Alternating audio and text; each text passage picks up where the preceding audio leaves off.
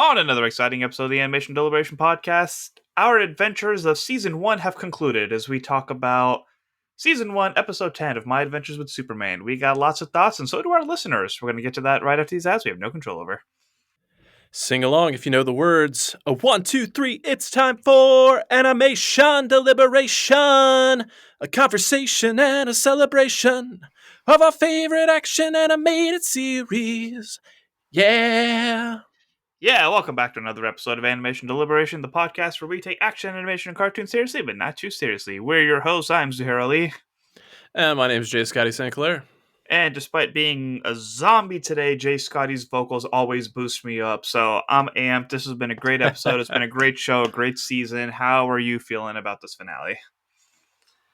Yeah, I have been over the moon about this show since episode 1. And this finale wasn't really too different. I guess I'm kind of two minds on it. It was surprisingly like high stakes and low stakes at the same time. Mm-hmm. And it was a very pleasant finale, and it answered a lot of questions while also asking a lot of questions and moved the story forward. And I feel like, the season ended with all of our main players having, made some significant progress. But I do feel like the season kind of maybe like peaked in terms of like the conflict and the storytelling a couple of episodes ago. Sure. In terms of like, Superman saving Metropolis and being saved by Metropolis. So this kind of felt like I guess like a prologue or something like that to the end of the story, just like a nice little tack on to set things up for a future season. So in that sense, it wasn't my absolute favorite of the season, but it was still, there's not been a single episode of the show that I haven't liked. And in that sense, I enjoyed this finale. How about you? Where are you landing? Yeah, that's fair. I think my main adjective when telling people to watch the show is that it's delightful. Mm-hmm. And it hasn't lost that energy at all, but it has mixed it up and have trying to add intense stories. Yeah. And I'm kind of on the same boat where it's like when the action kicked in, like I was very invested in what was going on, but it seemed like we already hit our climax and then it was just kind of like more of a fall off and as you said, setting up the next bit. Right. So this is almost like a recap of like this is everything that's happened, this is the situation that we're in, and this is what we're going to start going into instead of like this is our last shebang and then here's your cliffhanger for next time. Shebang, shebang. Oh, baby, when she moves, I go crazy. Because she float like a Kryptonian, she sting like a... I don't know. I lost it. For those that recognize that reference, that's like William Hung from the early seasons of American Idol. I'm dating myself there. She float like a Supergirl? There we go. Hey, could be. All right, well... Yeah, so it sounds like we kind of landed in the same place there. Pretty pleased, but not, as I've said before, didn't absolutely knock my socks off. So yeah, that's probably a good juncture for us to go ahead and get spoilery, starting with the synopsis, and then we can move on to some feedback. So, yeah, this was My Adventures with Superman, episode 10, titled Hearts of the Fathers, which I will say I saw that title before seeing the episode, and I think it gave me certain expectations, especially with one character that we're going to talk about later. But okay. Yeah. Oh, yeah. I have something to say on your behalf. Okay, I'll be interested to hear that. But it's on the spoiler part, so. Okay, sounds good. All right, so again, this is your spoiler warning, kicking off the synopsis in 3, 2, 1. Haunted by nightmares about Zero Day, Clark swears to halt any invasion. After Perry officially promotes Clark, Lois, and Jimmy to reporters for their article on Ivo's defeat, they have Thanksgiving dinner with Clark's parents. I was going to say the Kents, but Clark's parents. Lois invited her father, General Sam Lane, who fails to recognize Clark. When Jimmy tries to talk with Lois and Clark, he drops the file X, revealing the Superman recordings to a devastated Clark and exposing him to kryptonite. Clark's space pod also reacts, rising and sending a signal that prompts an invasion similar to Zero Day.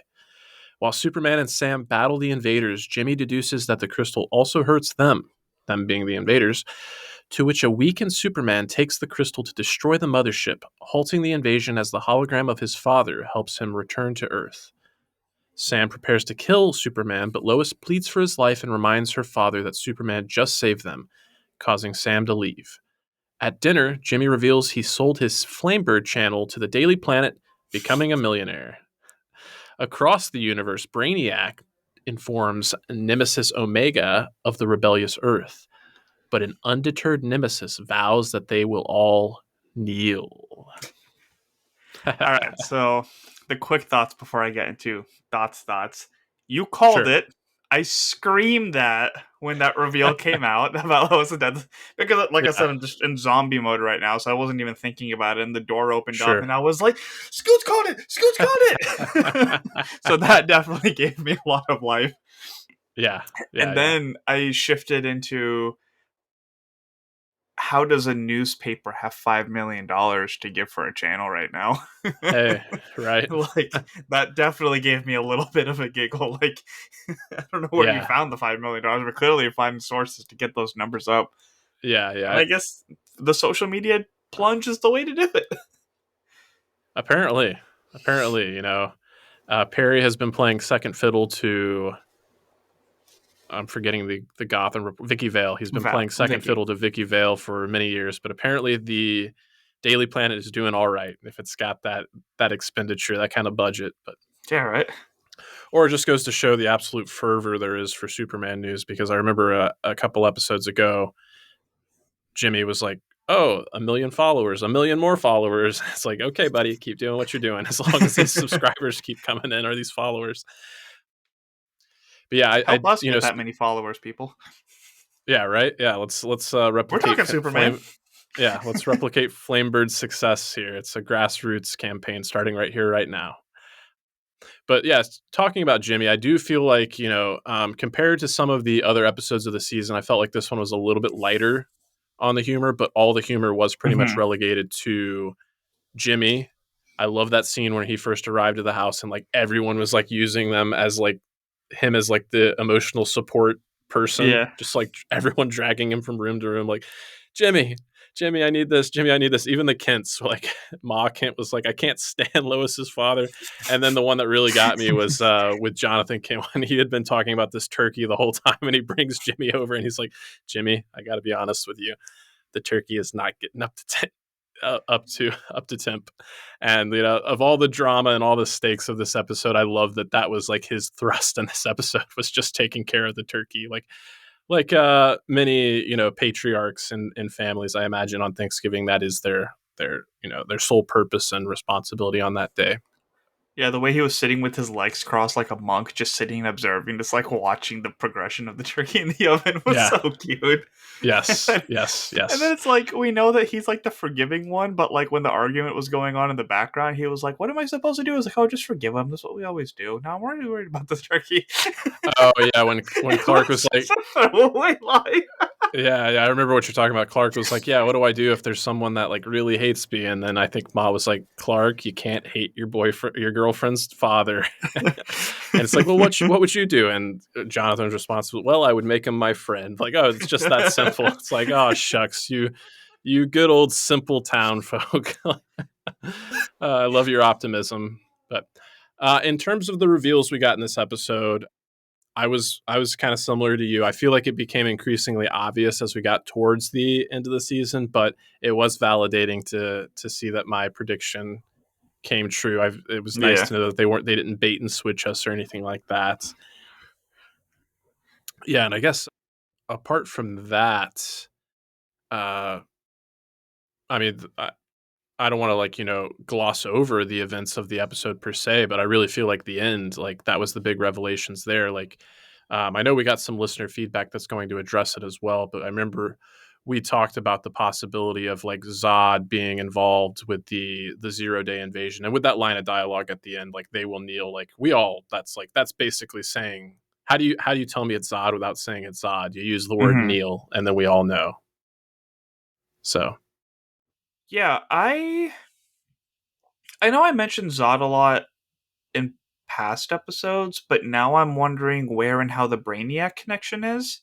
okay, Especially because when the ship got activated, like that was a symbol of like the three circles and lines. And I haven't yeah, read the feedback yet because I didn't want to like taint my thoughts that I wanted to share before going into it. sure. if that makes sense. So I literally just watched the episode like 10 minutes ago, Oh, and nice. that was where like my intrigue is like I know I mentioned the similarities with Dragon Ball Z Hmm. earlier, and I'm wondering if that's the case even more because like in Dragon Ball Z it was Frieza who took over the Saiyans, and the Saiyans were still Yeah. kind of doing their things, but under Frieza's empire. So Right. now I'm wondering if like the conquering Kryptonians are slave to whatever a Frieza equivalent would be, even if it is like a Brainiac or AI that they Hmm. developed that kind of found a way to control Kryptonians like through Mm. technology. Yeah. So I don't know. My theories are just kind of for someone who doesn't know too much about Superman comics and Superman villains outside of like the old animated stuff. Like my brain's just kind of all over the place trying to come up with Yeah. like, but that's just a fun thing to do too. Yeah, yeah. No, I appreciate where you're coming from, and this was honestly one of the few episodes that, like all the other episodes I've talked about, I've had the opportunity to watch at least a couple of times, and I just didn't have time to rewatch this one this week. So you're probably coming in on this one a little bit fresher than I am. But in terms of the feedback, I know one piece in particular, like that came in before the finale, so we'll read that one before the other ones just to kind of give it its proper placement there. But yeah, in terms of Brainiac, I don't think I mentioned him recently, but like as far back as like maybe like the within like the first three episodes was seeing this technology that was on display. I remember postulating Brainiac was a Mm-hmm. possibility. And but either way, it's just very clear that like, as much as the show is doing things differently than some previous depictions of Krypton and Superman that we've seen, the one thing that's clear is like these Kryptonians are incredibly like technologically advanced. Like they rely on Mm-hmm. technology very heavily, even with like the battle suits that you see. Like we haven't even seen Zod's face. Like he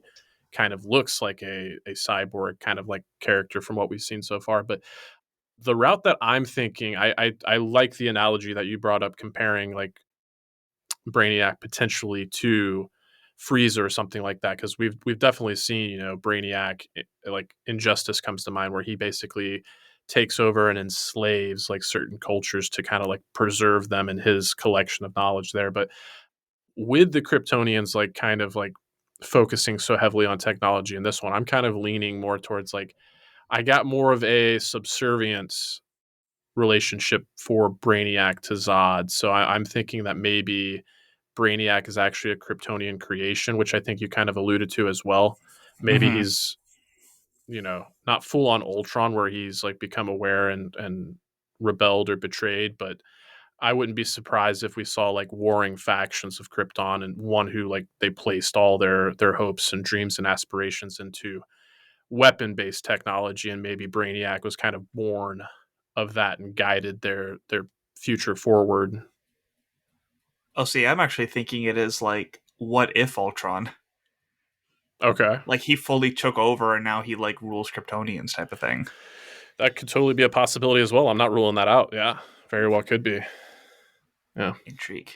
And also, like, do you think that this version of Kryptonians is similar to Man of Steel in the sense that there's something about Earth that gives them powers and that's why they wear the suits?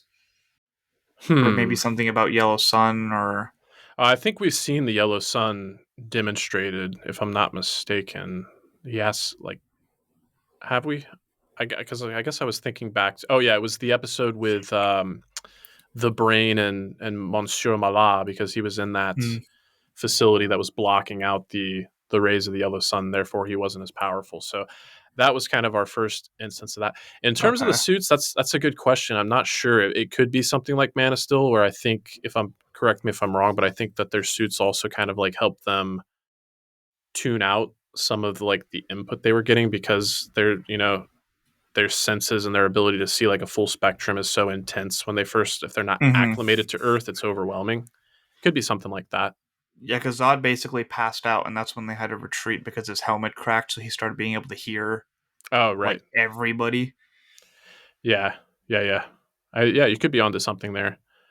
Uh, Just one because other, we haven't seen anything, like except for the helmet just kind of coming off for a quick second for that yeah, reveal. right.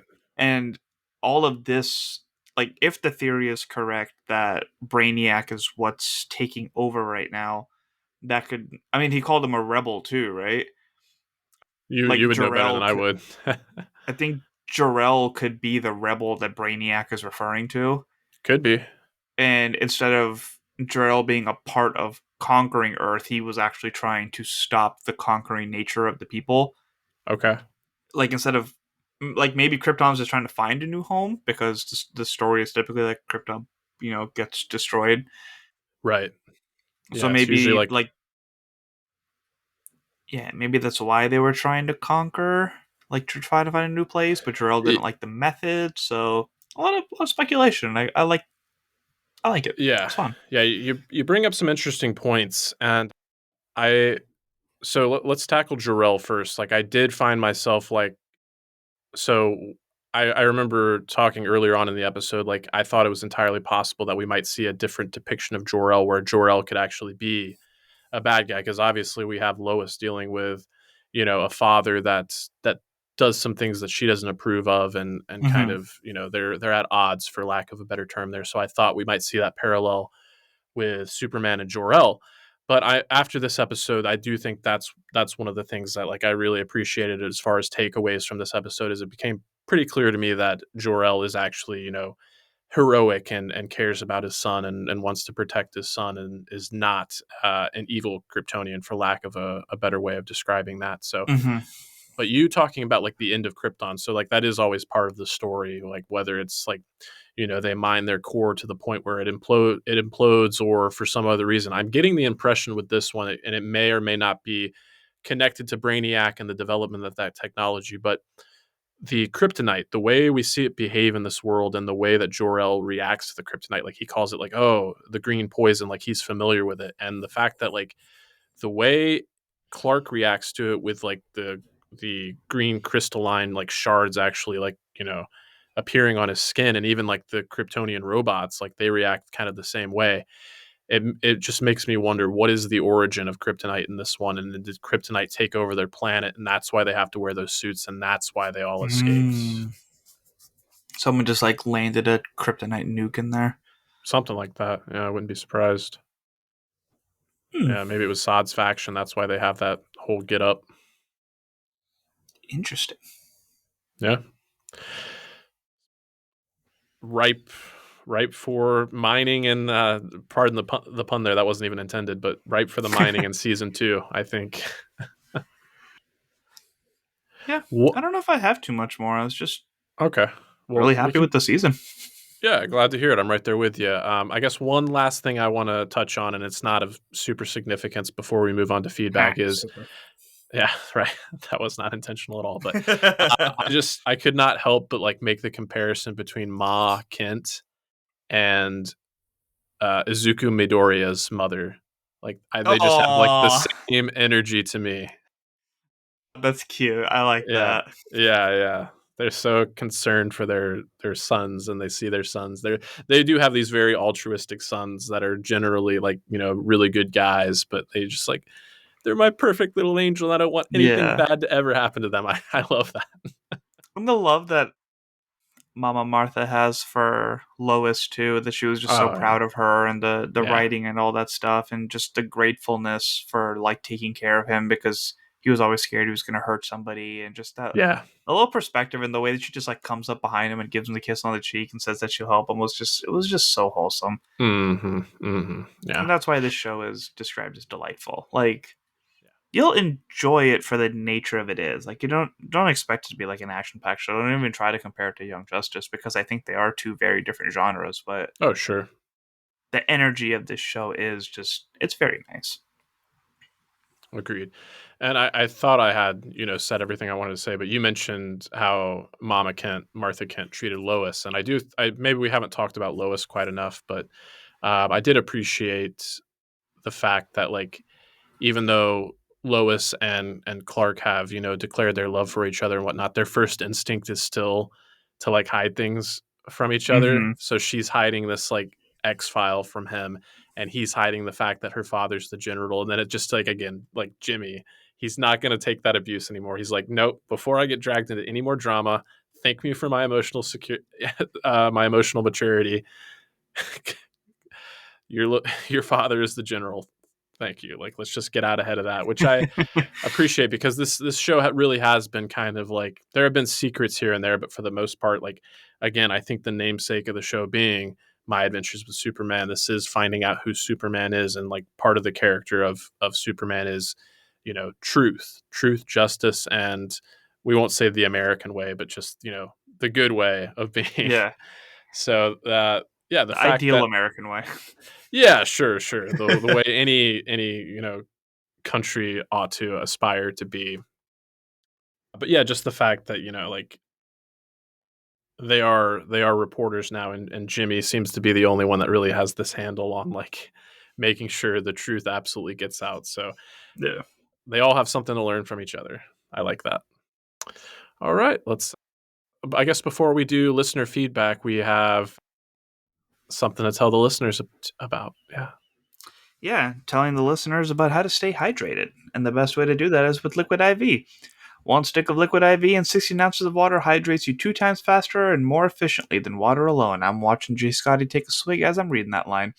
The result of an Mm-mm. extensive R&D process to perfect the flavor and efficacy, Liquid IV combines the science-backed zero-sugar technology with the brand's commitment to delicious real flavor. No artificial sweeteners and zero sugar with the proprietary amino acid allulose blend for a sweet taste without the calories or raised blood glucose levels you get from sugar. Contains 8 vitamins and nutrients for everyday wellness with 3 times the electrolytes of leading sports drinks. It's also non-GMO and free from gluten, dairy, and soy. Liquid IV believes that equitable access to clean and abundant water is the foundation of a healthier world. Maybe that's what Krypton did wrong. They partner with leading organizations to fund and foster innovative solutions that help communities protect both their water and their futures. To date, Liquid IV has donated over 39 million servings in more than 50 countries around the world. And you can get 20% off when you grab your Liquid IV Hydration Multiplier sugar free or any other variant at liquidiv.com and use code STAYWHELMED at checkout. That's STAYWHELMED. That's 20% off anything you order when you shop Better Hydration today using promo code STAYWHELMED at liquidiv.com. I just had a friend right before the show say that he ordered a few. He got All the sea right. berry, strawberry, acai berry, and tropical punch. So acai berry and tropical I haven't had yet, so I'm curious for that feedback. And as I've mentioned before, if you guys have a favorite flavor, I'm curious what it is because I need to stock up. I finally had the Dallas trip. I am out. It's order week. Let me know what I should try. What's your flavor? Just tell me what's your flavor. You're on a roll today. Well, that's not the first time that one's come up in recent memory. It was like I just have these like little like earbuds that like exist from watching too much TV when I was a kid. So I sang that one and I was with a group of people and we're like, what is that from? Was that like a Fanta commercial? And I looked it up and it was not in fact a Fanta commercial. It was from this obscure like they were kind of like Bratz dolls, but I must have seen it on like Nickelodeon or Cartoon Network in like a very brief window, Right. and it just stuck with me. But I think they were called like Flava dolls or something like that, and they're like, yeah, Yeah, and they were just like so different colors and stuff. Yeah, yeah, exactly. So interesting. it, You know, it you're talking about ex- watching TV so much as a kid. yeah, I When I sat down to watch the show, it had clicked to me that I had not watched TV in like 4 days. damn, Like I had some stuff saved on my iPad for my flights, but like sure, because I was so locked into that event for about 4 days, it would just be like anytime I was at the hotel, but I would just sleep for 2 hours and then get back to work. So it's like I sat yeah. down, turned on the TV, I was like, wow, I have not properly watched TV in 4 days. That is weird for me. Hey, it's healthy to do that from time to time. You know, we host a podcast that talks about animation and action animation, so we obviously encourage people to watch and tune in and everything like that. But it is important to there is life outside of the screen, so it's important to take some time off and live your life too. But what you got? Speaking of, while I was in Dallas, we went to Grapevine Mall, and there was a Okay, few Weeb stores in there. Oh my god, was I geeking out? There was one store, so they had like painted scrolls of just different anime scenes and stuff. So they had yeah, like the teams, they had like glass displays of the of like figures.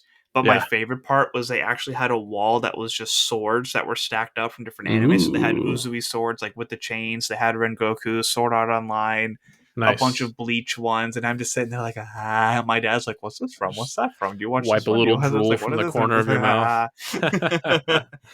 And we Yeah. had these little gift sets that just had like small versions of like cool things that were just it was just so cool.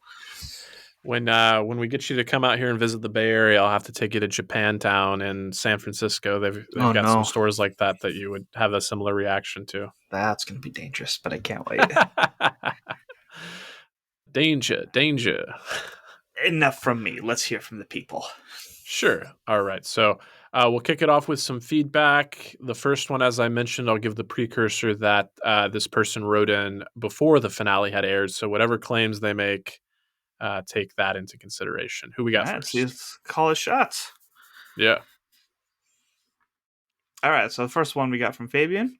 Yep. Sup, dudes? Haven't written in a while, but I work 12-hour days, 6 days a week, so it's hard to do so, but I will try to my best to contribute when I can. We are glad that you are still listening, even if you can't write in as often. Superman is my favorite character in comics, and this iteration has been arguably one of the best. The show has captured his humanity, which is what makes Clark Superman. It's also great to see Lois and Jimmy being given their due as the well written and nuanced characters that they are. As for my predictions for the finale, they've used the word Omega quite a bit, which is synonymous with Darkseid in the comics. Apocalypse has supplied Inner Gang with weapons and other versions of DC content, so that's a possibility. But the symbol of the weaponry look like Brainiac's insignia. I also wouldn't rule out Zod being the invader, with perhaps the destruction of Krypton being the reason why the invasion failed. I don't know, but I can't wait for the finale. Thanks, guys. Fabian D, your friendly neighborhood mailman. So I learned a couple things about Fabian in this email. Number one, I learned that his favorite character is Superman. I did not know that previously. And number two, I learned that he's a mailman. So Oh, whether that makes rain, sense. yeah, whether rain or sleet or snow, or I don't know the expression from from the. It's something like that though. But I appreciate your efforts there, Fabian. So in regards to the feedback, I don't know if so. I do know that this feedback was submitted before the finale came out, but I don't know if Fabian listened to our previous episode before he wrote that email because I feel like Do he a and I were timestamp. in lockstep in terms of some of our predictions there. Now, I don't know if it was that episode or not that I mentioned maybe a Apocalypse or Darkseid was a possibility, but I knew that symbol wasn't his. I knew he's always represented by the Omega symbol, but I had not picked up on the word Omega being used as often as it had Hmm. been. So definitely a good call out there.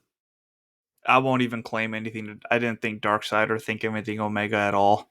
Okay, yeah, But but he we go ahead. did have the similarities with Zod and Brainiac at least. Sure, sure.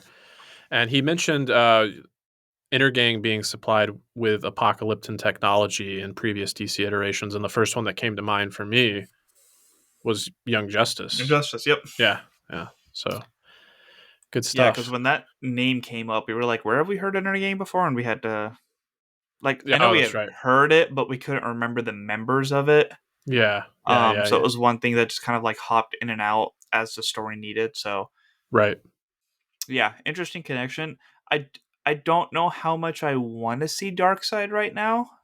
I think Sure. because they've hinted so much with Brainiac and Zod, like I'm more curious with the Kryptonian story than I am that big of an enemy like Darkseid. Sure. And I think because they're good at just keeping a tight story, even though last episode I said that I want the similar storytelling for a bunch of other characters. But if we are sticking with Superman, I think I wouldn't be upset if they just kind of kept Darkseid away for a little bit while they build up to smaller stories. Yeah, I agree with that. We're still really, really early on in Superman's career, so I could see the seeds starting to be planted, and maybe, Mm-hmm. like we talked about, what's Zod's relationship to Brainiac and vice versa, and maybe they are both just acolytes of Darkseid. Like maybe Darkseid Yeah, approached Krypton, threatened invasion, and you had one faction that said, "No, we'll be subservient. You'll give us power. We will serve under you." And maybe that was Zod's faction, whereas Jor-El and the other Kryptonians refused. So maybe Krypton's not actually even like actively destroyed. Maybe it's in the process because it's being, occupied by the forces of Apocalypse. it's being like threatened. Like if you don't comply, I'll just blow up your planet. Yeah, yeah. Because I think in previous iterations, it's a pretty common thing, if I'm not mistaken, that like the forces of Apocalypse, like they basically almost like terraform planets. Like they take planets Yeah, and like turn them into like hellscapes. Yeah. Justice League Dark Mm, or Justice hmm. League Dark Apocalypse. I was Right. not ready for that. yeah. Whew, that was a movie. We got to talk about that one day, but we're Yeah, here. yeah. I know we've got Justice League Ruby up on the docket. We had Mm-hmm. Andre Sparks, who has some feedback that we'll read later. He was following up on that one. I told him we've got it. We're gonna watch it. We'll talk about it Right. soon. All right, but anyway, thank you, Fabian, for writing in. It's good to hear from you. You can take off. You can take as much time away from us as you want, but we're always going to be here. So, Love you. all right. And another piece of feedback from one of our stalwart listeners, Mr. TJ Stafford, who writes, "Well, gents, season 1 has come to a close, and what a season it was. This show gave us interesting and lovable versions of these characters without some of the more troublesome aspects of the Superman story, i.e., Clark gaslighting everyone in his life to keep his secret for multiple seasons. And we get to skip to the end where everybody knows and is on board. Couple things. I don't think anyone is surprised to find Sam Lane as the mysterious general. It was essentially already confirmed in his flashbacks of Zero Day when Waller referred to him by his first name. I'm also a believer of the theory that Ivo's assistant, Alex, will turn out to be a young Lex Luthor. He reminds me a lot of Jesse Eisenberg's portrayal. Oh. I just have one minor. Actually, the last time you mentioned that you didn't love that Jonathan Kent was still alive. While it's true that in many interpretations you're right, Jonathan Kent has died prior to Clark donning his cape, that isn't always the case. Most notably in Superman the Animated Series, as well as a few other animated appearances, Jonathan Kent loves to see his son become the world's savior. It happens often enough that I wasn't really bothered by his appearance here. But who's to say he'll remain a permanent part of the series going forward? I could go on, but this is long enough already. Thanks for covering this. Dare I say, super show? I'll see myself out. All right. We Don't you dare appreciate. walk out that door. Yeah, we appreciate the wordplay here, TJ. You're in good company. And you know what? I was surprised because my brain just shuts off whenever I start watching content. So logic just went out the window, and I was like, oh. Yeah. Yeah. So I'm trying to think about how to broach this the right way. So, in terms of TJ's feedback surrounding Jonathan Kent, I want to apologize if I gave the wrong impression. I wasn't really bothered or upset that Jonathan Kent was part of the proceedings. Like, I'm not actively rooting for this guy to die. I think it was just like my exposure to Superman. I kind of equate him to like Ben Parker. Like, his death is kind of one of the things that spurs Superman on. But I might just be. I think that's I'm trying. I think it's always been part of the story, but I know like the '70s Donner movie like really solidified that as being like one of those hallmark young Superman his origin story events. But yeah, no, don't get me wrong. I'm not like actively like upset that Jonathan Kent's still around. I think he's a great character and he's hilarious. I think How in terms dare of the you? conversation we were having, like I think that was one of those things too. Knowing that the title of the episode was what is it, Hearts of the Fathers. That's what I was kind of like teasing at the beginning of the episode too. I know the character of Jonathan Kent, like he famously dies of a heart attack. So with that title, I was thinking, oh, okay, like I know, and more often than not, Jonathan Kent passes away when Superman's Mm-hmm. relatively early on in his career. So I thought that was a possibility. But yeah, don't get the wrong impression. I don't want Jonathan Kent to die. I'm just surprised that he's still here, I guess. Yeah. Otherwise, I'm on the same page. I still think the Alex Lex Luthor thing is a Mm-hmm. definite possibility, and I agree with the comparisons to Jesse Eisenberg's portrayal, for better or for worse. I like it. Cool. All right. One And the last piece last of one that we feedback. have today is from Andre Sparks. Hey guys, that finale and end scene were dope. Overall, I enjoyed the season. This Superman was young and inexperienced in the show. In Superman and Lois, he's been Superman for 20 plus years. Huh. There's a Hmm. difference, and I loved it. I'm just mad Jor-El couldn't explain everything to Clark like in past series and movies. But then again, I appreciate the difference to keep it fresh for us. Do you guys think we get more heroes next season? Keep up the great work. Some good questions there. One thing I want to address first, though, is I appreciate that Andre mentioned Jor-El again because it does make me think that, like, as much as this episode gave us a taste of what Kryptonians look like, and gave us some answers. Effectively, Jor-El kind of like sacrificing himself a second time and the destruction of Clark's ship, like that was a source for answers. And you talked about comparing this series to Man of Steel. Like in Man of Steel, his ship was his fortress of solitude. That's where he communed with Hmm. Jor-El. That's where he got all his answers. And like now that ship is effectively destroyed, so he's going to have to get those answers and that guidance from somewhere else. Yeah. And So, I'm wondering if, as much as I don't want to say this, if the multiverse actually is the answer to that, ooh, because it's okay, where he got his exposure to kryptonite. It's where he got the story sure. of, what his supposed past or, future is supposed to be. So Hmm. since they've introduced that already, I'm wondering if that's how he's going to get the answers, or if there's going to be another way that he finds his new fortress. Hey, if we get a return of Mixie Pitalik, I'm all on board. That's still one of my favorite episodes of the season, easily. But He's like a Rocket Raccoon in the first Guardians movie where he talks about how many prisons he got out of. that's true. Yeah, good comparison. The other part of Andre's email here is asking about heroes. I want to pick your brain about that. What do you think the likelihood that we're going to see more heroes and how soon? We got some name drops for some cities in previous episodes. I could see it, but I can't confidently speculate who, because Okay, we have like the cast list for Superman Legacy and how like Hawkman and like all these people are like making an appearance in that first live action sure. start of the DCU. So Yeah. it wouldn't surprise me if people popped in, but like I can't think of like what fits. Okay. Well, off the top of my head, I'm thinking back to that Mixie Pitalik episode again, and we saw Doctor Fate's helmet, so we know somewhere out there in the multiverse, Doctor Fate is doing his thing, Mm-hmm. and Star City got mentioned, so it's entirely possible. We know Queen Consolidated or Queen Industries, whatever the Queen Queen Corporate, Consolidated. Yeah. yeah, whatever they're calling it in this one. We know that's a thing, and it's had some history. So the possibility of Green Arrow being out there, there are possibilities. I do find myself just kind of thinking about the more cosmic angle and like how technology based the Kryptonians have been shown to be.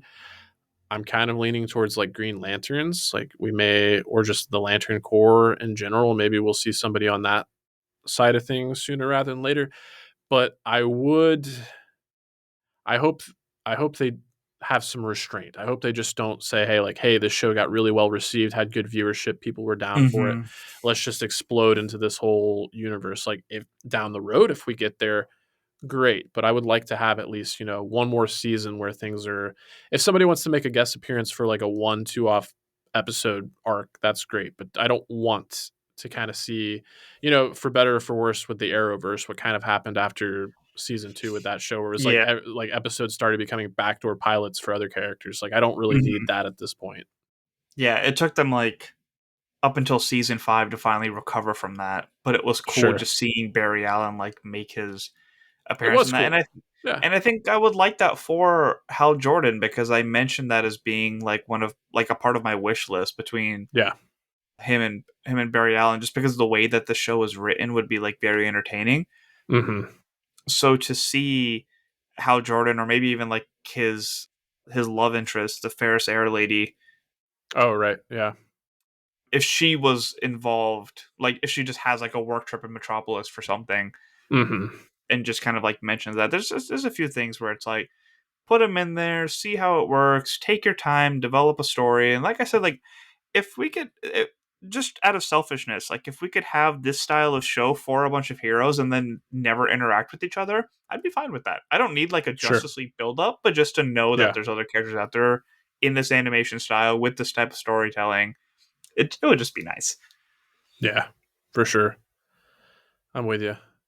Though, I mentioned a lot of heroes, but I'm thinking about the way Young Justice depicted some of like the otherworldliness of like Atlantis and that whole world.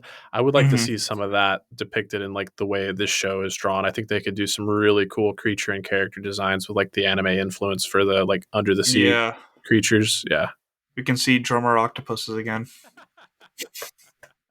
I need it. King I love Shark. that scene. I don't care what people think about it. Yeah. Fun times, fun times. All right, well, we're getting about 40 minutes here. I don't think I have anything else left to say about this one.